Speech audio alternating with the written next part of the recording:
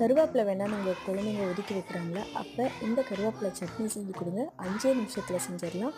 இது இட்லி தோசை எல்லாத்துக்கும் ரொம்ப சூப்பராக இருக்கும். வாங்க எப்படி செய்கிறதுன்னு பார்க்கலாம்.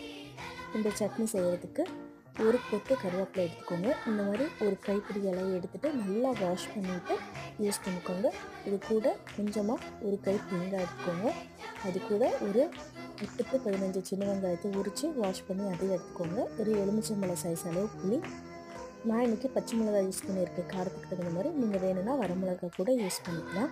இது எல்லாத்தையும் மிக்சியில் போட்டு நல்லா அரைச்சிக்கிறோம். தேவையான அளவு உப்பு போட்டுட்டு, உங்களுக்கு புளி ஒத்துக்காது அப்படின்னா இந்த புளிக்கு பதில் நீங்கள் எலுமிச்சம்பழம் சாறு கூட புளிஞ்சிக்கலாம். ரொம்ப டேஸ்ட்டாக இருக்கும். அவ்வளோதான். இதை மிக்சியில் போட்டு அரைச்சி எடுத்தால் 5 நிமிஷத்தில் சூப்பரான கருவேப்பிலை சட்னி ரெடி. இந்த மாதிரி குட்டி குட்டியாக நீங்கள் ஊத்தாப்பமோ இல்லை இட்லியோ ஊற்றிட்டு இந்த தோசையோடையோ இல்லை இட்லியோடையோ வச்சு சாப்பிடும்போது ரொம்ப டேஸ்ட்டாக இருக்கும்.